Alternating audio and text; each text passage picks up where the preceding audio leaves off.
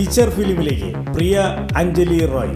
Sunny Leone feature film രംഗത്ത് വിജയിച്ചപ്പോൾ ബോളിവുഡിൽ ഇങ്ങനെ ഒരു സ്കോപ്പ് ഉണ്ടെന്ന് മനസ്സിലാക്കിയ വിദേശ നീലച്ചിത്ര നടികൾ അടങ്ങിയിരിക്കുമോ? പ്രിയ അഞ്ജലി റോയിയും സണ്ണി ലിയോണിന് പിന്നാലെ ബോളിവുഡിൽ ഒരു കൈ നോക്കാമെന്ന് വിചാരിച്ചതിൽ തെറ്റില്ല. പ്രിയ ജനിച്ചത് ഡൽഹിയിലാണ്.